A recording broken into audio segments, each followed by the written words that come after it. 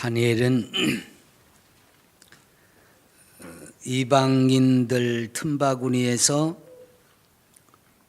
총리가 된 사람으로서 성경에 나오는 여러 인물들 가운데서도 뛰어난 그런 사람입니다. 이 모든 것들이 그가 고백하듯이 하나님 앞에 큰 은총을 받은 까닭입니다. 바벨론으로 끌려간 포로들 중에서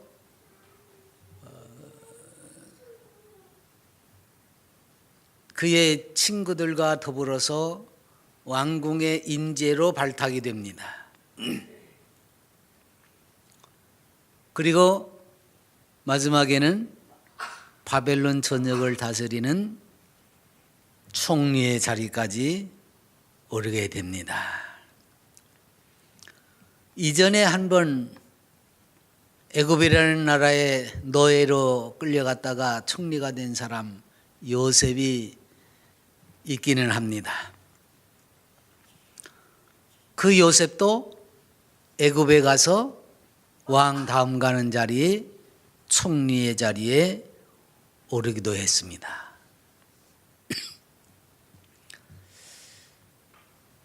노예인데도 불구하고 총리의 자리까지 이르게 된 그 과정에는 하나님의 세밀한 손길이 역사하셨지요. 그래서 나중에 요셉이 뭐라고 고백합니까? 나를 팔았다고 해서 형들이 너무 걱정을 많이 한다. 그렇게 하지 말아라. 나를 보낸 이는 당신들이 아니라 하나님이시다. 그렇게 말합니다. 그러니까 모든 여정이 비록 노예요, 포로요, 또는 감옥살이까지 거쳐야 했지만 이 과정 역시 하나님께서 베푸신 은총의 한 부분이라고 하는 것을 고백한 말입니다. 그래서 하나님께서 은혜를 베풀어 주신 까닭에 이렇게 최후의 반전을 일으켜서 총리가 될 수 있었던 것은 그들 또한 하나님의 역사와 섭리에 꾸준하게 순종하며 살았던 믿음의 역사도 있다고 하는 것을 우리는 기억해야 합니다. 하나님이 베푸신 은혜를 물론 우리는 조금 아까 노래도 불렀습니다마는 내가 거부한다고 해도 하나님이 나를 콕 집어내시면 나는 꼼짝없이 하나님께로 갈 수밖에 없어요. 이걸 우리가 불가항력적 은혜라 그럽니다. 내가 은혜를 거부하고 싶어도 하나님이 손을 뻗으시면 거부할 수 없는 거예요. 그러니까 이왕에 하나님이 부르실 때 어떻게 해야 돼요? 두 손 들고 달려나가는 것이 옳습니다. 그러니까 이들이 그렇게 사는 거예요. 절망하고 포기하고 주저앉고 싶을 때도 여전히 하나님의 손이 뻗어오고 있는 것을 깨달았던 거죠. 그걸 어떻게 깨달았어요? 여기 다니엘은 포로로 잡혀가 있음에도 또는 무수한 사람들이 모함을 하는 과정 속에서도 하나님과의 교통을 잠시도 끊지 않았습니다. 그래서 계속 하나님과의 관계의 끈을 놓지 않고 늘 기도했어요. 그래서 그 은혜가 그 속에 다니엘의 삶 속에 더 충만했던 것입니다. 오늘 여기에서 예배하는 여러분들도 이런 은총으로 가득하시기를 바랍니다. 그래서 이러한 은총을 우리는 늘 이미 하나님께서 내려주고 계십니다. 그걸 깨닫고 누려야 돼요. 은혜 받는다 그러는데 내가 뭘 어떻게 해가지고 은혜 받는 게 아닙니다. 이미 우리 주변에는요 하나님의 은혜로 가득합니다. 이게 임마누엘이고 개혁자들이 주창한 코람데오의 삶입니다. 하나님이 나와 동행하고 계시는 거예요.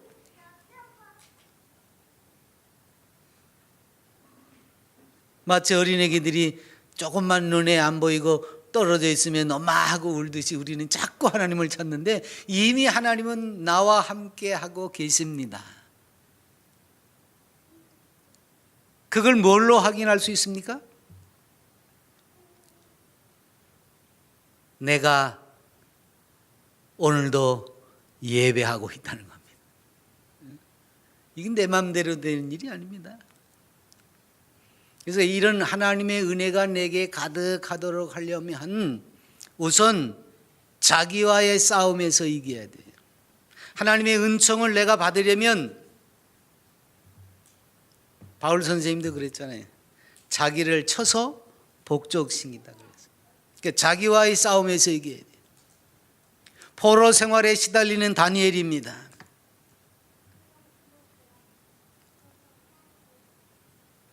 그 다니엘에게 어느 날 기회가 찾아왔어요.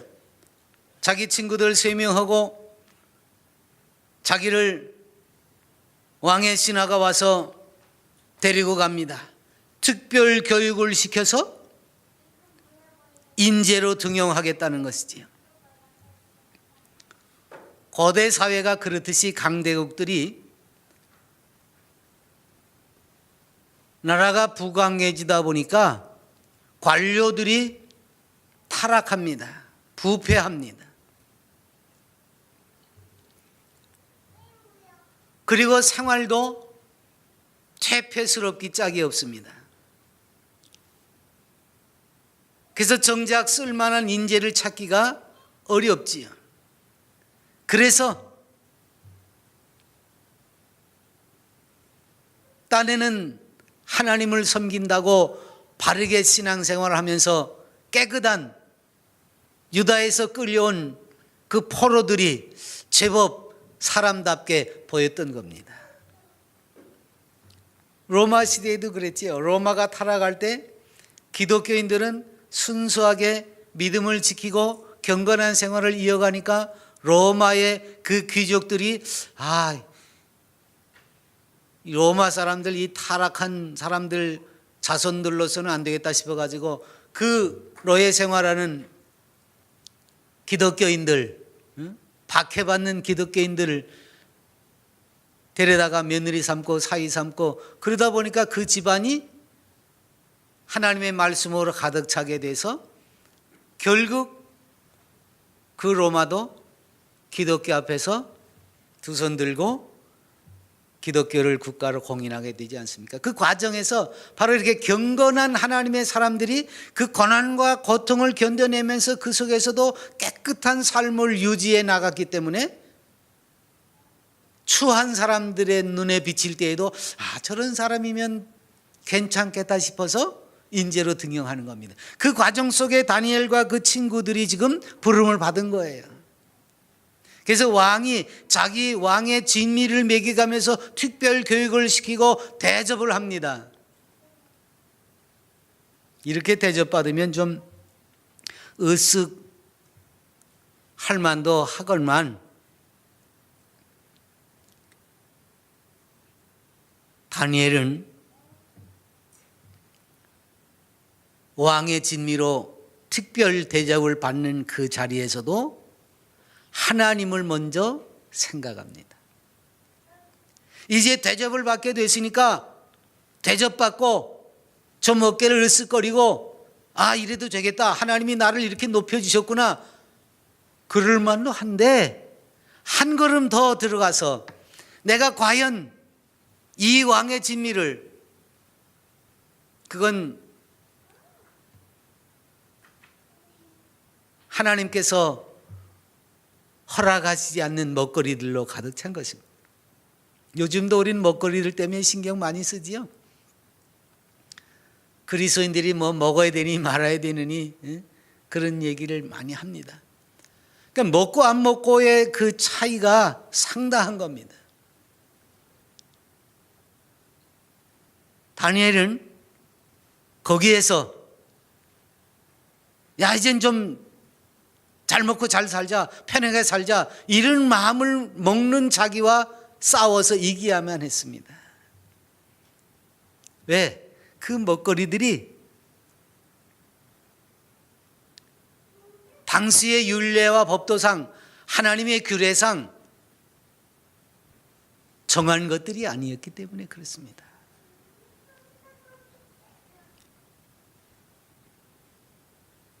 그래서 그것을 취하고자 하는 자기의 욕망을 억눌러야 돼. 이젠 좀 편하게 됐구나. 하나님이 나를 높여주셨구나. 인재로까지 등용한다고 하니까 이런 것 이제 누릴 수 있겠구나 하고 먹게 되는 이 자신을 억눌렀다는 거지.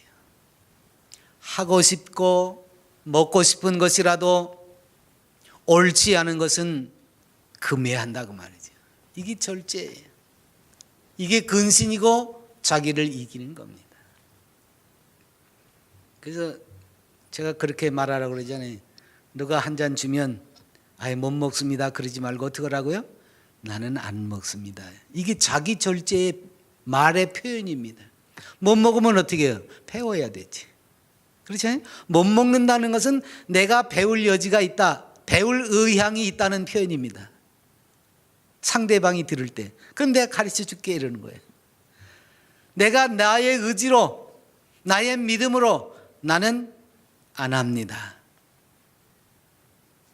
내 의지로 안 하는 거예요. 그러면 가르쳐 줄 수가 없잖아요.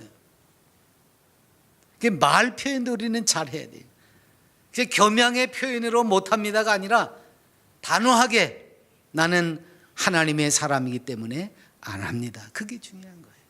그냥 적당히 그 자리만 모면하려고 아이고 못해요 하고 겸손한 척하면 그 사람들이 아이고 그 겸양을 떨지 말고 그렇게 말합니다. 나 앞에서 겸손할 필요 없습니다. 우리 다 압니다. 그러죠. 근데 우리는 겸양을 떨 필요가 없어요. 의지로 끊을 건 끊고 거절할 건 거절하는 겁니다. 물론 이때에 이 왕의 관리가 하는 말처럼 당신들이 이것을 안 먹고 거부하면 내가 모가지가 날아갈 수도 있습니다. 그러니 거절하지 마시오. 그렇지요. 왕이 명령을 내렸는데 그걸 이런저런 연유로 거절한다는 건 있을 수 없는 일입니다. 그래서 왕에게 보호하기 전에 당신 선에서 나를 한번 시험해 달라고 부탁을 합니다. 이게 중요한 거예요. 단호하게 끊는 것보다도 끊어내는데 그 끊어내는 적당한, 그래서 그 마음을 사로잡을 수 있는 것이 있어야 돼요. 그리스도인들에게 그게 필요한 겁니다. 그래서 모든 세상을 단절하고 사는 것이 아니라 그 사람들이 나를 믿음의 사람으로 인정하고 받아들일 수 있는 여유, 배려를 할 수 있는 것을 우리는 마련해 줘야 돼요. 그냥 너는 예수님을 안 믿으니까 나하고는 관계없어 하고 끊는 게 아닙니다. 어차피 우리는 세상에서 그들과 관계를 맺고 살고 있기 때문에 그들이 나를 배려해 줄 수 있는 조그마한 빌미를 마련해야 돼야 됩니다. 그때 비로소 겸양이라는 것이 필요한 겁니다. 나는 이런 사람입니다. 그러니 당신이 나를 꼭 도와줘야만 합니다. 이때 겸양이 필요한 거예요. 근데 우리는 그걸 거꾸로 사용하고 있으니까 세상 사람들이 우리를 보러 뭐라고 그래요? 독불 장군이라고 저만 한다고 그러고 우리는 뭐냐고, 너만 깨끗하면 우리는 다 더럽냐고 이렇게 되는 거예요. 다 더러운 사람이지요. 너도 더럽고 나도 더러운 사람입니다. 똑같이 더러운 마당에는 내가 어떻게 해요? 내가 조금 더 더럽다고 말하면서 그 사람이 나를 바라볼 때 측은하게 여길 수 있으면 되는 겁니다. 그걸 뭘 내가 잘났다고 얘기를 해봐야 소용없어요. 이게 나보다 남을 낮게 여기는 겁니다. 세상 사람들을 향해서도 그런 겁니다. 하나님 앞에서는 다 타락해서 더러운 인생입니다. 그때 어차피 나는 죄와 허물로 죽을 수밖에 없는 인생이니까 더 내려갈 자리 없잖아요. 거기에서 낮춘다고 한들 뭐가 흠이 됩니까? 그래서 자기를 낮추는 겁니다. 그러면 상대가 나를 배려해 줄 수 있습니다. 믿음을 지키기 위해서 그렇게 애를 쓰는군요. 자기네들을 힐난하고 비난하는 것이 아니라 내 믿음을 지키기 위해서 내가 이렇게 노력을 하고 있다는 것을 보여주면 그 사람들도 자기 믿음을 지키려고 그렇게 애를 쓰는군요. 그러면서도 우리들을 위해서 이 자리에 참석해 줬군요. 오히려 그 사람들이 자기네들이 막 흥청망청 노는 자리에 회사 동료라고 친구라고 혹은 이웃이라고 참석해 준 그 한 가지만으로도 고마워할 수 있는 그런 모습을 보여야 한다는 거지. 그들과 휩싸여서 살라는 얘기가 아닙니다. 그 속에서 내가 믿음을 고수하려고 애를 쓰고 노력하는 모습을 보이게 될 때에 그 사람들이 오히려 나의 방패와 보호막이 되어주는 겁니다. 오늘 다니엘은 그래서 그 자기를 발탁하러 온 왕의 신하 환관장에게 나를 열흘 동안만 시험해 주십시오. 우리의 믿음이 그렇고 우리의 규례가 그렇고 우리의 율례가 그렇습니다. 내가 이 믿음을 여기 와서도 여전히 간지 갖고 있기 때문에 왕이 우리를 발탁하는 거 아니겠습니까? 말하자면 그런 거예요. 그러니까 환관장이 그 말이 그럴듯하거든요. 그래서 열흘 동안 시험을 하고 났더니 고기를 먹은 사람보다 오히려 얼굴에 윤책이 나는 겁니다. 광채가 나는 거예요. 반질반질해요. 더 건강해요. 만일 다니엘이 이때 환관장의 말을 듣거나 왕의 말 그대로 듣고 이젠 좀 살만해졌구나 하고 그걸 먹었다고 하면 편안한 생활을 할 수 있었는지 모르지만 하나님의 은총에서는 벗어날 수밖에 없었을 겁니다. 그래서 내게 주어지는 그 유혹 또는 잠깐 동안의 그 안돈 이런 것들을 우리는 주의해야 돼요. 그래서 늘 깨어있는 것이 필요합니다. 내 욕망, 고집, 습관 이런 것들이 발목을 잡습니다. 이걸 견뎌내고 내 자리를 지킬 때에 하나님의 은총이 임하는 거예요. 자기를 이겨요. 이런 걸 견뎌내는 거예요. 견뎌내기 힘들 때 뭐가 나와야 돼요? 기도가 나와야 돼요. 또 견뎌내기 위해서 어떻게 해요? 기도해야 돼요. 그래서 느헤미야는 왕이 얼굴에 수심이 가득한 것을 보고 뭔 걱정이 그렇게 많냐? 내가 해결해 줄 수는 없느냐? 그럴 때 그 짧은 순간에 묵상으로 기도하고 하나님의 백성들을 위해서 예루살렘 성곽을 위해서 왕에게 부탁하고 예루살렘 성벽을 재건할 수 있는 큰 은혜를 입었습니다. 그게 기도예요. 그래서 다니엘이 자기를 이기고 그 이기는 것을 바탕으로 한 것이 끊임없이 기도했습니다. 나중에 이제 총리가 되었을 때도 수많은 정적들이 있어요. 그 사람들이 모함을 하려고 들 때에도 여전히 다니엘은 예루살렘을 향해서 문을 열어젖히고 하루 3번씩 기도를 했다는 거죠. 말씀을 깨달을 때에는 금식도 하고 배옷 입고 죄를 무릅쓰고 기도하기도 했습니다. 그 토인비라는 역사학자가요, 세계를 지배했던 21개의 문명이 있는데 19개의 문명이 스스로 무너졌다. 그들이 무너진 이유 중에 하나가 무신론, 물질주의 문명이기 때문에 그랬다는 거죠. 지금 다니엘이 사로잡혀 갔던 그 나라가 이제 바벨론이거든요. 근데 바벨론이 망하고 그다음에 파사가 들어섰습니다. 근데 파사가 망하고 또 헬라가 들어서죠.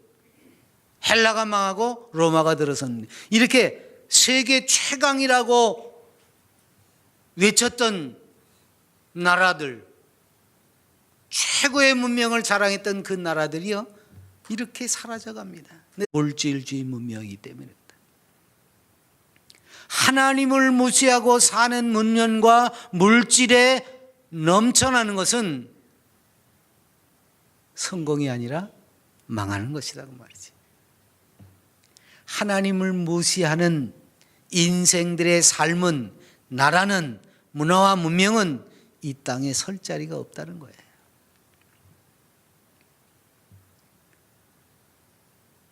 그래서 우리가 하나님 앞에 서는 겁니다.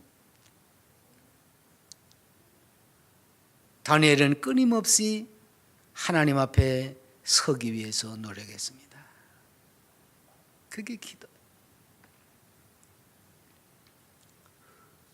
끊임없이 하나님의 인도를 구했고 자기의 사정을 끊임없이 하나님 앞에 아뢰는 거지요. 그래서 능력을 받아가지고 그 삶을 유지해 갈 수 있었습니다. 그래서 기도해요. 끊임없이 기도.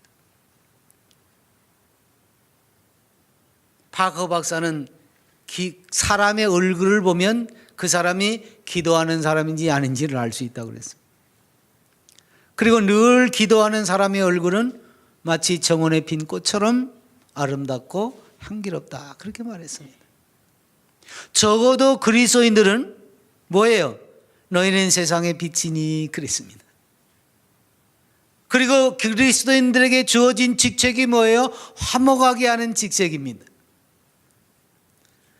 그래서 적어도 그리스도인들을 너가 만나면 마음이라도 편해져야 돼요. 그리스도인들하고 이야기를 나누다 보면 피로라도 풀려야 돼요. 근데 그런 직책을 가지고 있고 그런 능력을 배양하도록 하나님께서 은혜를 주셨다고 하면 어찌 세상 사람들이 그리스도인들을 보고 오히려 고개를 외로 끄고 도망을 하려고 합니까? 이게 지금 이 시대의 모습입니다. 왜 그렇습니까? 기도 안 하니까 그래요. 기도 안 하면 그 얼굴에 빛이 날 수 없습니다. 그가 화목하게 직책을 이룰 수 없습니다. 피스메이커. 그래서 누가 이렇게 다투다가도 예수 믿는 사람이 곁에 다가서면은 슬그머니 목소리가 낮아지고 고개를 돌리고 이렇게 돼야 되는데 부추기지, 오히려 싸움을 더 부추겨. 그 사람만 있으면 뭔가 자꾸 싸움이 생겨. 이게 현대 그리스도인들의 모습이기 때문에 세상으로부터 배척을 당하는 겁니다. 그래서 기도하는 다니엘은 늘 하나님으로부터 보호를 입었고 원수와도 화평케 하는 은혜를 입을 수가 있었던 겁니다. 누구나 승리와 영광을 거두는 것은 아닙니다. 그래서 누구나 먼저 기도할 줄 알아야 됩니다. 그러면 우리에게 하나님의 은총이 머무르게 되는데, 이 은총이 머무르게 되면 내가 어떻게 변하게 됩니까? 내가 그 은총을 받으면 어떤 유익이 있습니까? 그렇잖아요. 우리는 늘 이거 하면 뭐가 좋아요 그러죠. 이렇게 하면 뭐가 좋아요? 근데 세상에서도 하면 유익한 것들이 많은데 그걸 잘 못하지요. 다이어트도 하면 얼마나 유익합니까? 그 운동을 하면 얼마나 유익합니까? 근데 그걸 오래 지속을 못해요. 그래서 우리는 육체 연습도 열심히 해야 되지만 경건에 이르는 연습은 더 열심히 해야 됩니다. 왜? 그것이 금생과 내생에 유익이 있기 때문에 그렇습니다. 그러니까 오늘 은혜를 강구하는 것은, 큰 은혜를 받아야 하는 것은 이런 유익을 위해서인데 첫째로 내가 강건하게 된다 그 말이에요. 오늘 말씀에도 그러지요. 찾아와서 은총을 받은 사람이요 두려워하지 말라 평안하라 강건하라 강건하라 그렇게 말하는 것을 듣는 순간 어떻게 됩니까? 곧 힘이 났다 그랬습니다. 곧 힘이 났습니다.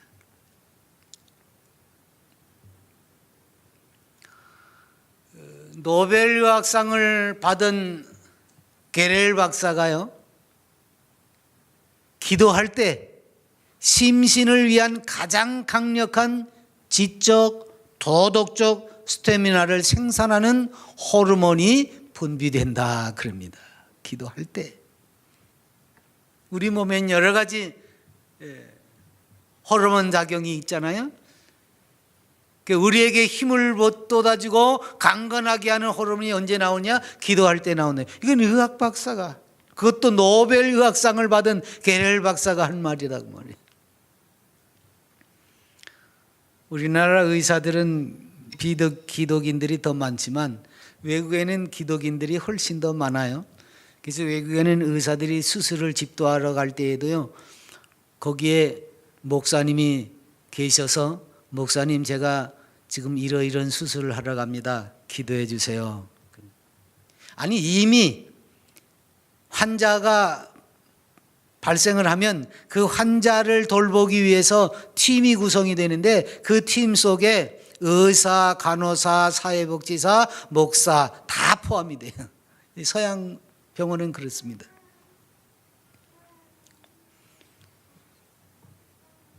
그리고 그 팀이 한 사람을 그렇게 돌봐요. 그리고 수술이라도 하려 치면 먼저 목사님에게 기도를 받고, 우리 식으로 하면 기도도 받고 기도도 부탁을 하고 그러고선 수술에 임하는 거지.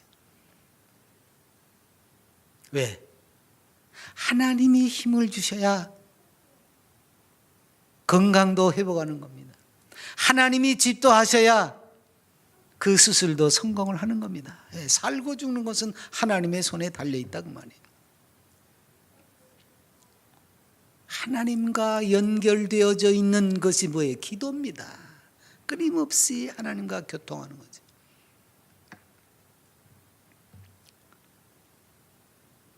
연날리기 해보셨지요? 바람이 잘 불면 연이 잘 날릅니다. 높이 올라갑니다.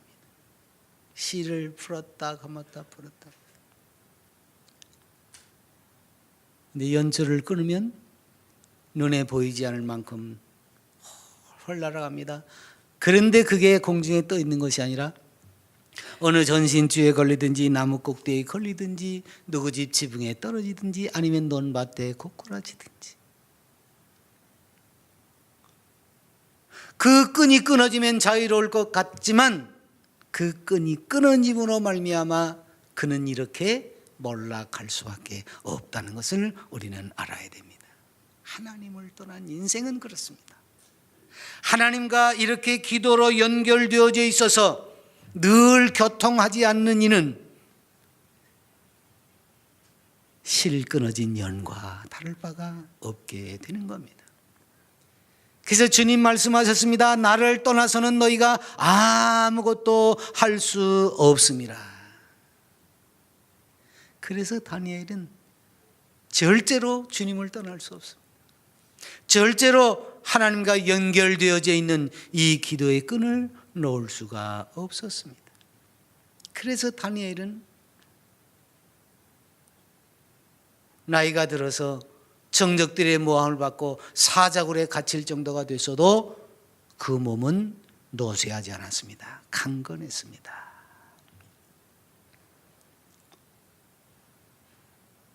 요한 사도도 사랑하는 자여 내 영혼이 잘됨 같이 내가 범사에 잘되고 강건하기를 내가 간구하노라 그랬습니다.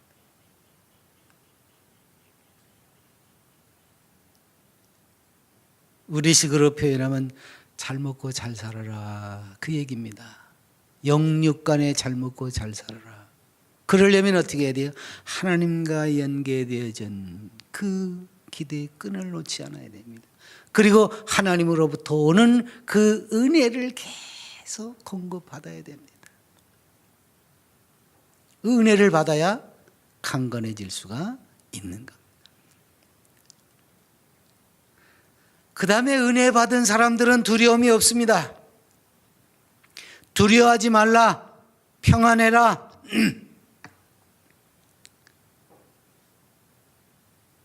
두려움이 없으니까 평안하잖아요. 두려움이 있으면 불안하잖아요.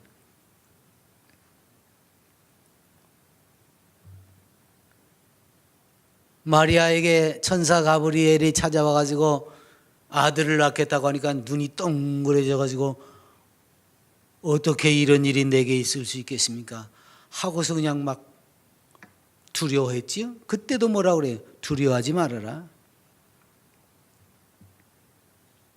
두려워하지 말아라. 하나님께 은혜를 입었는데 두려워하지 말아라. 그 말입니다. 하나님께 은혜를 입었으니까 두려워할 필요가 없다는 겁니다.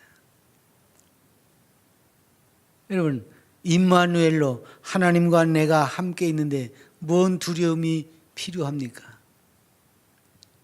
물론 우리가 잠깐 두려워질 때가 있습니다.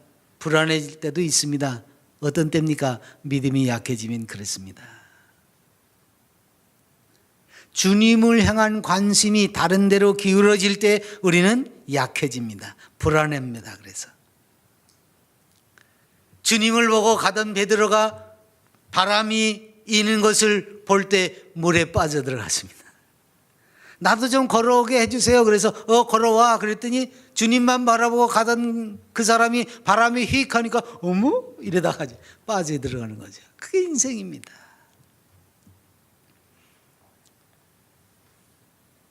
또 책망 들을 일을 하고 나면 두려움이 오지요. 그래서 여러분 애기들도 그러잖아요. 지가 뭘 좀 잘못했다 싶으면 눈치를 보잖아요. 이렇게. 그게 뭐예요? 불안한, 두려운 겁니다. 잘못이 없으면 두렵지 않아요. 근데 잘못을 했으면 두렵습니다. 어렸을 때는 그저 야단 맞는 것이 그렇게 무섭고 두렵기만 하지요. 근데 생각해 보세요. 손님은 야단 칠 필요가 없습니다. 오줌을 싸든지 말든지 그까이 거. 왜? 아무 관계가 없어요. 근데 부모라면 자녀를 훈육해야 되기 때문에 야단을 치는 겁니다. 그래서 책망하고 바로잡아 줍니다. 만일 나를 책망하지 않고 야단치지 않으니까 손님 따라 나선다고 하면 그건 볼장 다 본 거지요. 그 사람이 나를 책임지는 거 아니거든요. 그 사람이 나를 돌봐주는 거 아니거든요.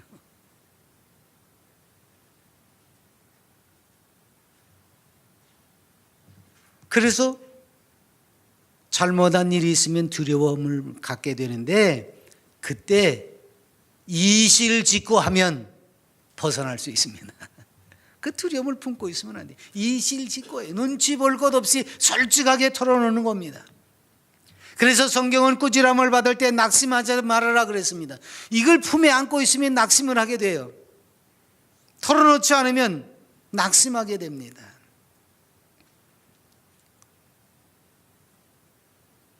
그 관계에 대한 의심이 있어요. 철이 들어서 그렇습니다. 철이 들면 괜찮은데 징계는 다 받는 것이거늘 너희에게 없으면 사생자요 친아들이 아니니라 그랬습니다. 성경에도 그렇게 이야기를 하지요. 근데 손님 따라가요? 징계 안 한다고? 그거 아니거든요. 편해. 믿음을 가지세요. 부모에게, 자식에게 믿음을 갖는 것이 중요합니다.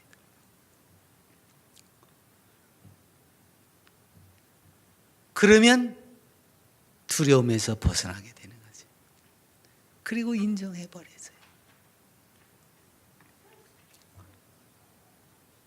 특히 나와 함께 하시고 내 모든 허물을 사하시려고 십자가를 지신 그 예수 그리스도를 믿고 그 사실을 확인하는 순간 우리는 두려움에서 벗어날 수 있게 되는 겁니다.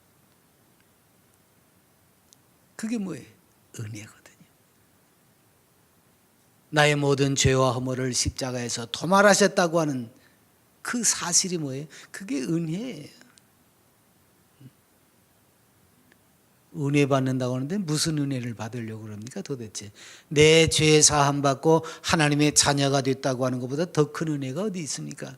근데 자꾸 이상한 은혜를 쫓아다니면서 기도하라고 그러고 기도를 또 받으러 다니지 왜 기도를 지가 해야지 받으러 다니냐고.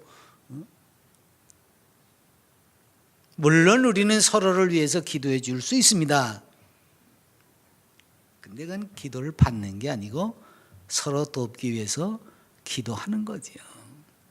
목사도 성도들을 위해서 기도합니다. 성도도 목사를 위해서 기도합니다. 서로 기도하는 거지. 그래서 부탁을 하는 거예요. 기도해 주세요. 그러는 거예요. 성도도 목사에게 기도해 주세요라고 하지만 목사도 성도에게 기도해 달라고 이야기를 합니다. 그래서 바울 같은 이는 뭐라고 그러겠습니까? 나를 위해서 기도할 것은 악하고 무리한 이들에게서부터 내가 보호를 받을 수 있도록 제발 좀 기도해 달라 그렇게 말합니다. 왜? 이 세상은 악하고 무리한 이들이 판을 치는 세상이니까. 우리가 바르게 살려고 진실하게 살려고 하면 그네들이 가만두지 않으니까. 성도들이 목회자를 위해서 기도해 줘야 된다 그 말입니다.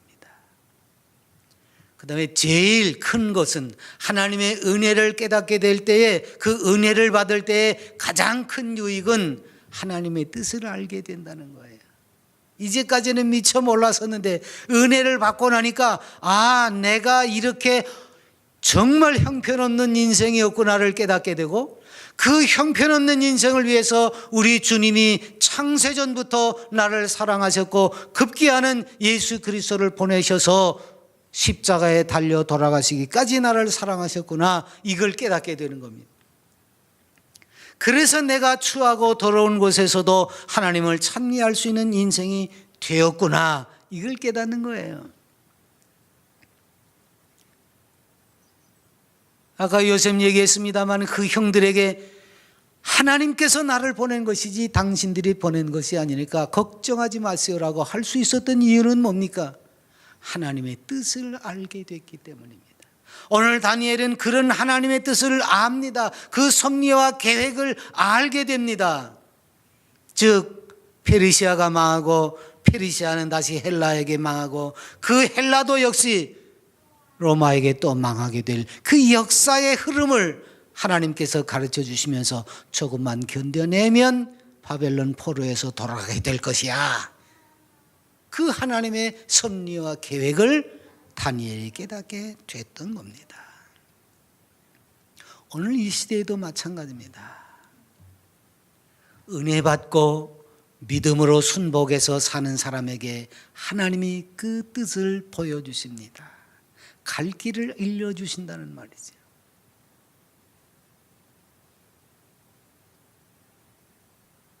그래서 하나님께 은혜를 받아야 하고 그 은혜 받은 것으로 우리의 삶이 진실된 길을 걸어갈 수 있어야 하는 것입니다. 은혜를 받으면 충성을 다할 수 있습니다. 은혜를 받으면 평안한 삶을 살 수 있습니다. 은혜를 받아야 서로 사랑하고 화목할 수가 있습니다. 오늘 우리 모두 이 큰 은총을 받고